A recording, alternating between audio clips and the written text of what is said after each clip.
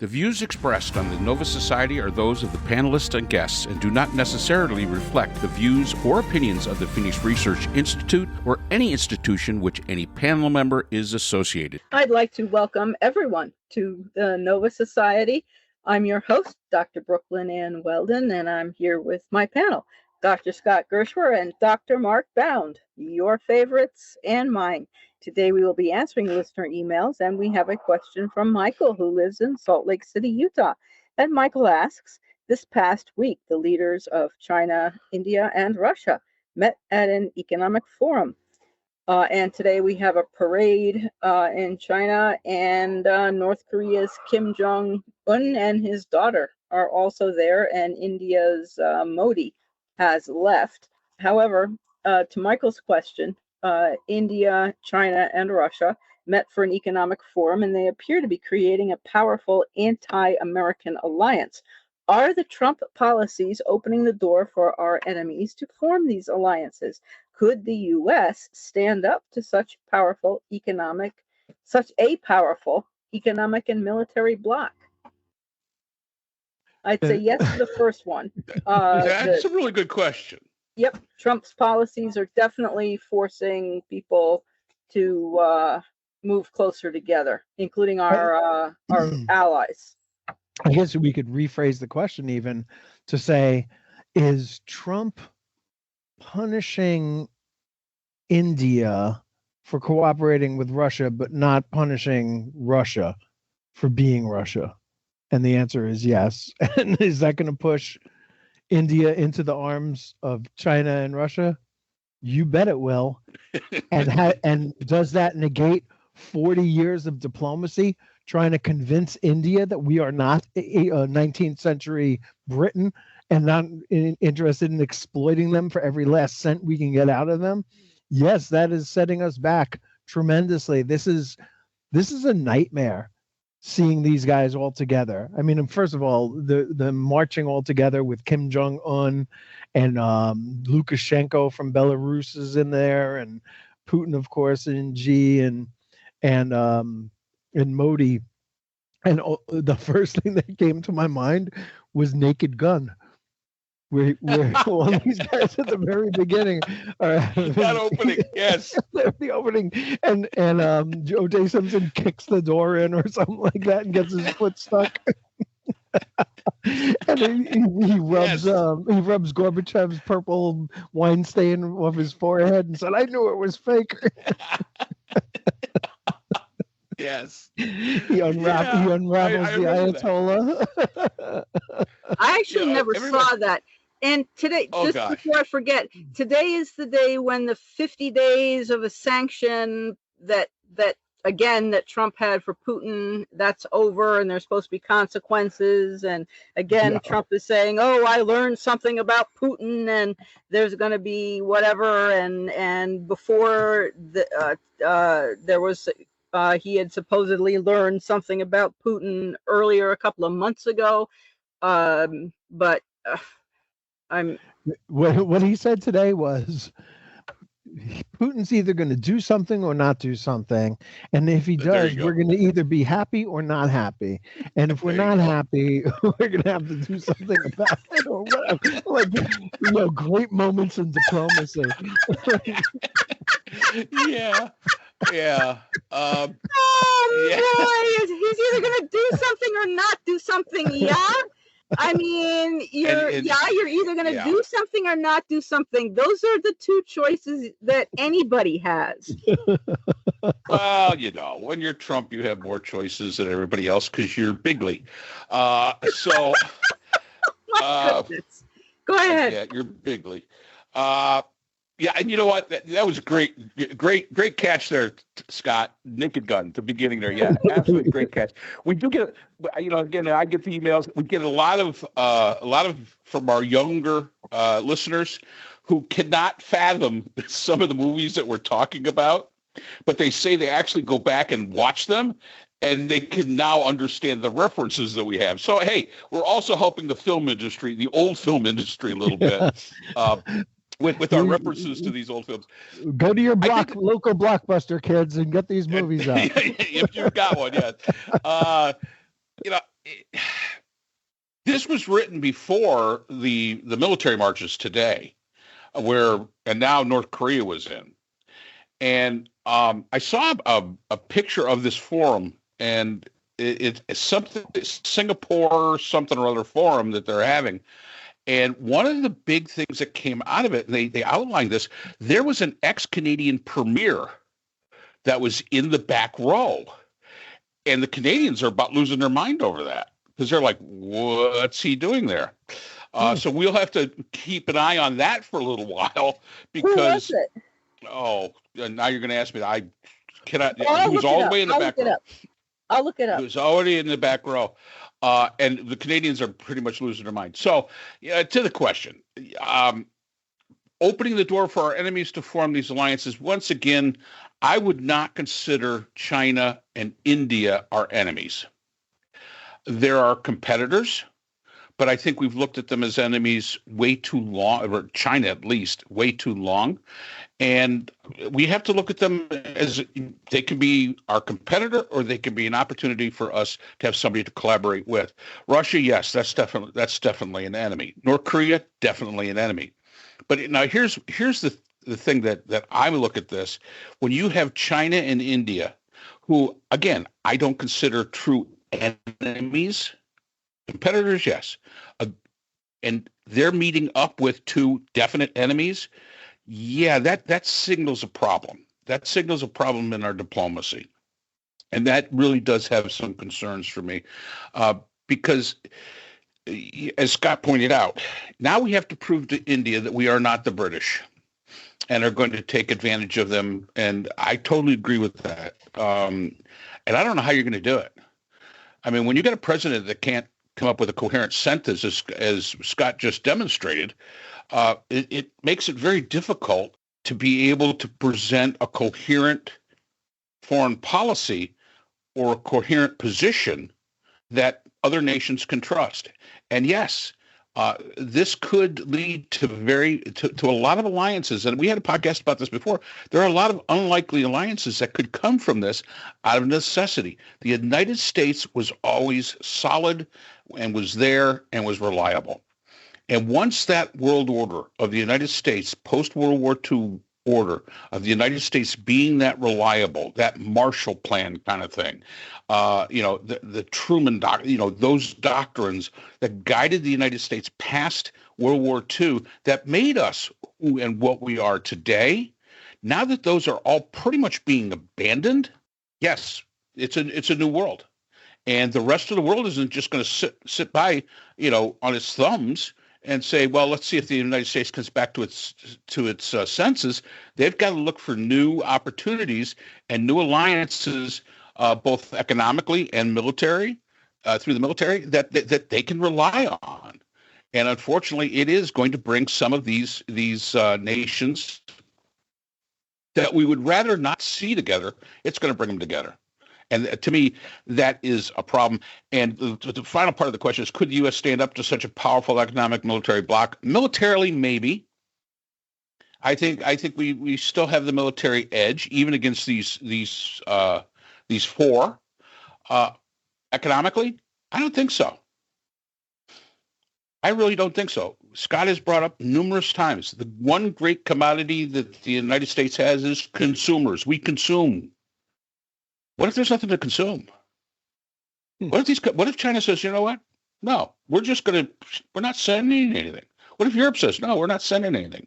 The heck, you have a problem with trade deficits? How about this? How about we make the trade zero across the board?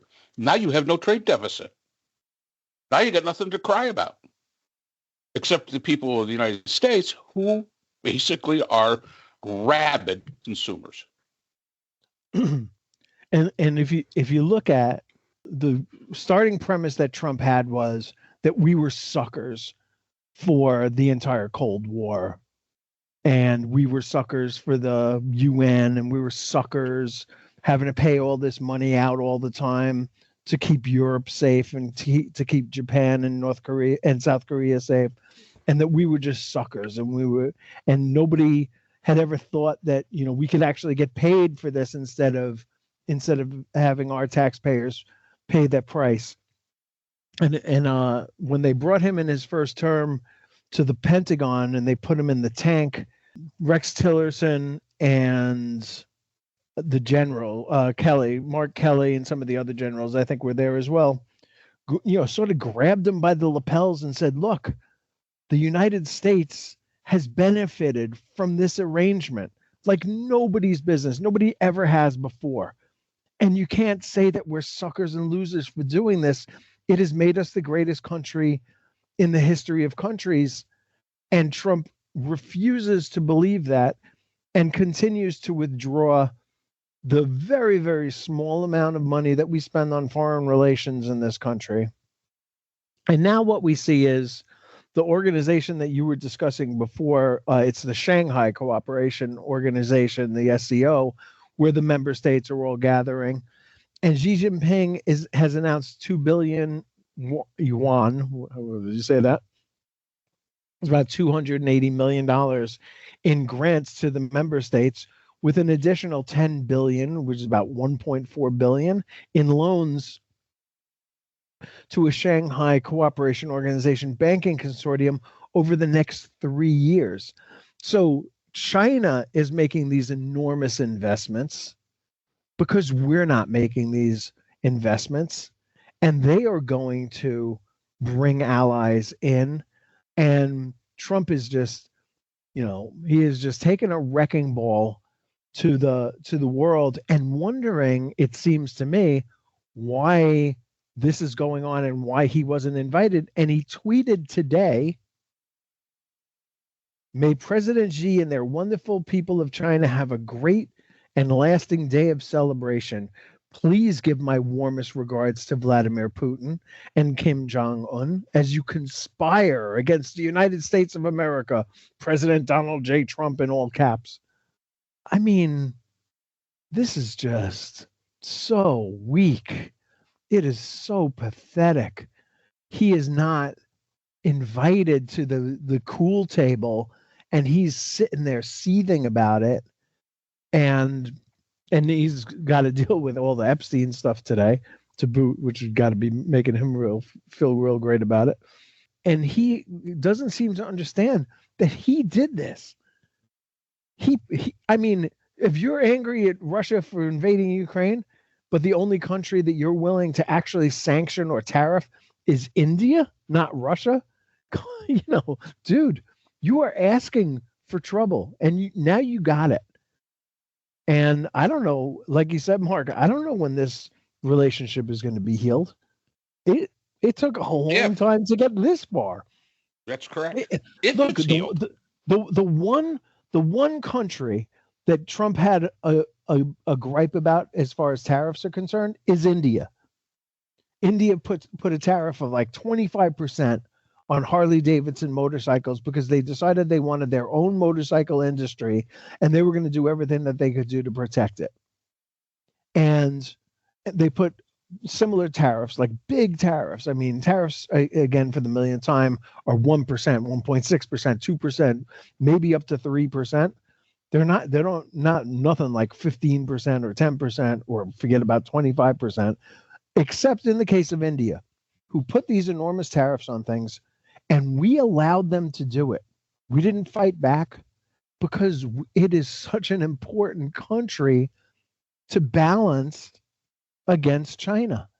And as we all learned in school, in foreign relations, you can either bandwagon, or you can balance, or you can go out there and oppose and be adversaries. And we were bandwagoning with the best of them, and now we're not bandwagoning, and we've lost our balance. The two largest countries in the world, population-wise, are now hugging in Beijing, and Trump made that happen. Yep. Border wars being put aside, right? Yeah. And you know what? You've got to give China some credit on this one. They took the formula that the United States used to gain influence throughout the world, and they basically, once we abandoned it, said, hey, work for them. Let's see it work for us. And we're seeing that it is working for them, and we're the ones. We're on the outside looking in. We're the ones out in the cold, out in the snow, looking in the window, and we're not invited. And yeah, to the President of the United States, we're here because this is exactly what you supposedly wanted. Either that, or you're too damn dumb to realize this is what would happen. And anybody with half a brain understood that once the United States, the world post-World War II, in a lot of ways revolved around the United States. Because we were the ones that weren't devastated by the war on our lands. We weren't devastated like that. Yes, we lost Pearl Harbor. There's no doubt there. But the fact is that Pearl Harbor wasn't even Hawaii wasn't even a state at the time. That was just one area that we had to rebuild. Many of these countries had to rebuild everything from a war that just absolutely devastated not only their populations, but their industry, their economies. We were the ones kind of left unscathed by it. And the rest of the world owed us something. And we took advantage of that. And yes, there was a quid pro quo. Well, yes, we're going to help you, and this is going to benefit us. And we learned that's all right. It works. You can influence countries by helping them. And then saying, all right, we helped you. Hey, how about something in return? We learned that does work. And bottom line is that once the United States left that path under this administration, once we gave all that up, because some idiot said we were being suckers about the whole thing, which we were not, we were getting great advantages out of that policy. We gained some great advantages out of that policy. We gained economic advantages. We gained diplomatic advantages. We gained status advantages. And once we went away from that path, why would we think that the second largest economy wouldn't step in and say, hey, it worked for them. Let's see if we give it a shot. And the world is flocking to them. And again, we are going to be the ones that are going to suffer for it. And that's what we voted for. Well, nobody here voted for, but that's what you voted for. And let's not forget also, what was it, Sunday? It looks as though the Russians jammed the GPS or some of the signals on the airplane with Ursula von der Leyen, the head of the EU, and her pilots were able to land in, was it Belarus? I think it was Belarus, yeah. Using maps. Her plane could have crashed, conceivably, and Trump has said nothing. They were, what were we, unhappy when 2 cruise missiles hit a plant, an American-owned plant in Ukraine that Russia fired. I mean, 2 cruise missiles. I mean, that's not an accident. Oh, we're unhappy about that. I mean, nothing, no response. We're unhappy about it. And Vladimir Putin is our good friend, or Trump's good friend. I mean, so yeah, we're in an enormous position of weakness. Could I just clarify that, clean that up a little bit? So it was Bulgaria. That's right. Yep. Bulgaria. Okay. And her plane was forced to land, which they did using instruments and sight, going by sight, but their stuff was jammed quite a bit, and I'll discuss that in a second. This is what Trump said. She had an interesting event. Nobody knows where it came from, but they did take away her ability to use her phone. Sometimes that's a good thing. I think he said, if somebody took my phone away, I would think I would welcome that. That's the joke that he sort of made about this incident happening. Now, according to the Prime Minister of Bulgaria, this happens all the time.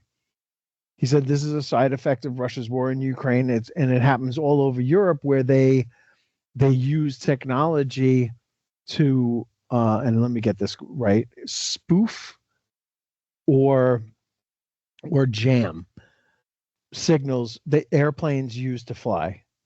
Jamming means that they have a strong radio signal that overwhelms all the communications on the airplane and everybody who's on it. And spoofing, get this, misleads a receiver into thinking it's in a different location or in a past or future time period.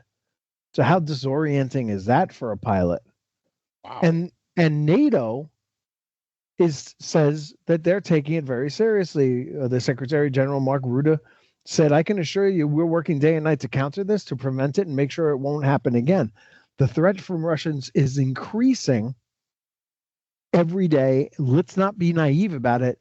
This might also involve one day Luxembourg. It might come to the Netherlands, Rutte said. You know what that means? That means that Russia is being more bold, going further and further out in concentric circles across Europe, and committing, I don't know if you can call it a crime, but egregious acts against our allies, including NATO. And Trump is downplaying it, joking about it, not holding Putin responsible. I mean, whatever it is that Putin has on Trump, believe me, it's not a golden showers tape. It is something far, far worse than that, because I don't even think Trump would care about that much. But I really do think, I think that Putin really has something on him. Whatever happened in Alaska at that meeting, that they cut short, and Trump came out and he looked flushed and he didn't look happy, and they ended the meeting quickly, and they didn't spend a lot of time taking questions. They just made statements. Putin made his statement. Trump made his statement. That's the opposite of what protocol usually is, right? The host country usually makes the first statement. And they got out of there. And none of the business meetings that were supposed to happen happened. All these people who went with Trump to Alaska didn't get to do what they were there to do. And it has not been good since. He's escalated the war in Ukraine. And Trump keeps making excuses for him, downplaying it. It is a very, very serious national security problem for this country right now, and Yes. never should be taken lightly. No, I totally agree with that. And it is sad that, this is the president of the European Union. This is supposedly one of our main allies. And if you look at the meeting that was happening in China, probably one of the last few allies we still have. You would think that you would be a little bit more empathetic to the situation. And yeah, this shows I agree. This shows an escalation by the Russians, and it's a threat. It is a definite threat to the security of NATO and to the security of the European Union. And anybody that thinks, that idea that what they call the big pond, the Atlantic Ocean or the Pacific Ocean, either one, is protecting us totally, you're out of your mind. This is the 21st century. War that comes to Europe, if it was to come to Europe, hopefully it would never do that, will eventually come to our shores. And that's all there is to it. And you're a fool if you don't understand that that's exactly the way this thing would escalate. Especially since, as far as I recall, any checking for like Russian cyber interference or whatever in the United States has been dropped through Tulsi Gabbard, and I mean, we're not doing our the cyber surveillance that we were to protect against any Russian meddling or malfeasance or whatever it might be called from a cyber perspective. And this is where Trump may be called, and I suppose Tulsi Gabbard as well, although I know less about her. Trump could be considered a Russian asset. I've heard that before, and there's a difference between an asset and an agent. An agent, of course, is somebody who's paid, like a spy. An asset is just somebody who is as Scott was saying, benefit the other party, or in this case, to the Russians. So, as you say, Scott, whatever Putin has is enough to make Trump say, "Well, my very good friend," and despite all the disrespect, blatant provocations that Putin has shown, to Trump. So Trump, I would call him a Russian asset. I don't know what you would consider him. Oh yeah, no doubt. I mean, so I think we all. I'm sorry, the Prime Minister of Portugal certainly did, and that's enough for me. Does that mean that from like a military and an economic standpoint, as Michael was asking in his question, because Russia is involved and Putin and whatever Putin has over Trump, that means that Trump will never cross Putin because whatever Putin has will then become public. So that puts the United States in a position where we have to bow and Putin has to be right, and Trump will support Putin whether it devastates the United States economically or militarily. He stepped up for a second, right? I mean, one brief second, he stepped up and he said, I'm not happy with what's going on here. We're going to give him we're going to put a timetable on it, and he's run over those timetables, as you said before, and nothing has happened. I agree with Scott. It's probably more than a golden showers tape. It's probably more than Trump with a goat or something like that, which was my first thought. But anyway, always bad when you have always willing to think the best of the man. Yeah, there you go. Whatever it is, and maybe we'll never know. We may never know. Both men may pass on, and we will never find out what it is. But there is anybody that can't sit there and look at this and say, "Listen, there's something not right about this." I'm sorry, you're get your head out of the sand. And again, I think we all agree that the policies do open the doors for these kind of alliances, and these kind of alliances are dangerous to the United States. But Scott, what do you think about? Could the United States, at this point in time, in its position, stand up to something like this? Well, like the economics. With the and with the economics that we've got now? Trump has made the decision to not be in alliances, right? He doesn't understand, as I think most fifth graders would, that alliances make you stronger, right?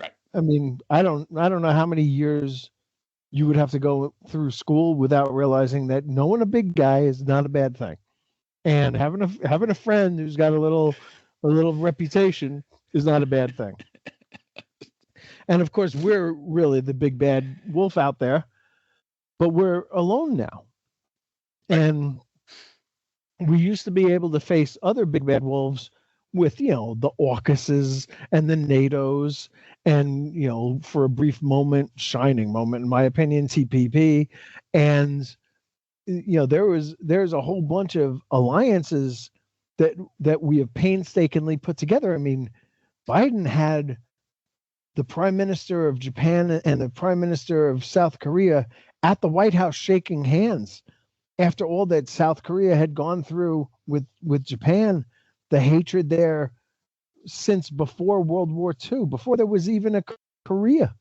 It was just like overwhelming. They had never gotten together before. That was a huge diplomatic achievement. To have those two guys shaking hands and swear cooperation with one another. All of that stuff is going and will be gone. So do we have the juice? No, of course not. First of all, how about this one? Just we're talking about trade.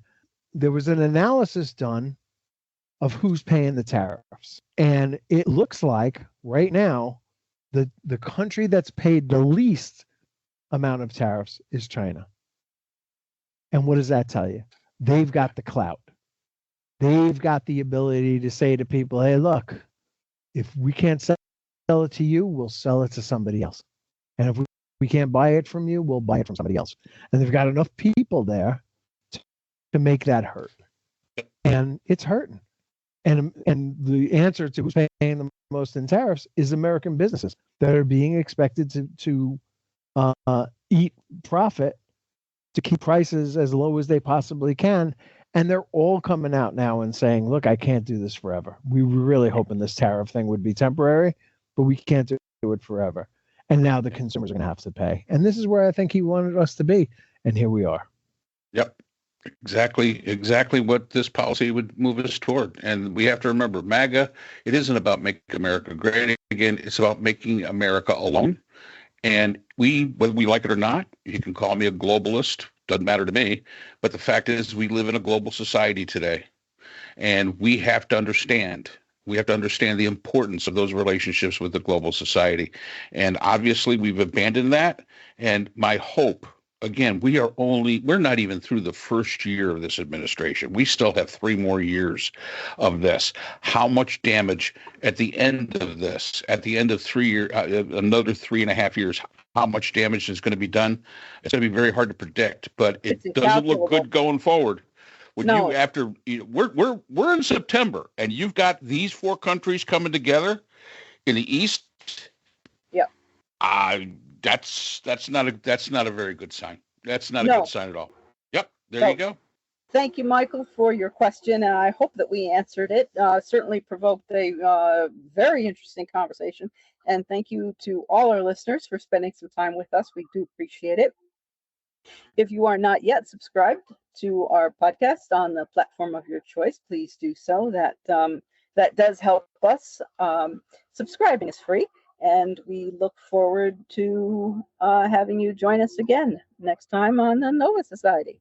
The Nova Society is a production of Nova Society Media, a division of the Phoenix Research Institute. We'd like to thank our production partners, Buzzsprout, who hosts the Nova Society, Audacity, our editing partners, Apple iTunes, the largest source of podcasts and music on the internet, Spotify, the most popular platform for the Nova Society, and iHeartRadio, your source for all things music and podcasting. The Nova Society is available on all of these and other quality platforms listed in our description. We'd also like to thank all of our listeners. Without your support, the Nova Society would not be possible. If you have a question or comment, we can be reached at nova.society.podcast@gmail.com. So for Dr. Brooklyn Ann Weldon, Dr. Scott Gershwer, and all of our production partners here at the Nova Society, I'm Dr. Mark Bound. Remember, the true power in society is knowledge. Thanks for listening, and we will see you again next time. We'd like to thank our sponsor for this episode, BH Conflict Resolution Services, a full-service dispute resolution firm offering expert, cost-effective mediation services to couples, groups, and businesses. BHCRS can be reached at www.bhcrs.com.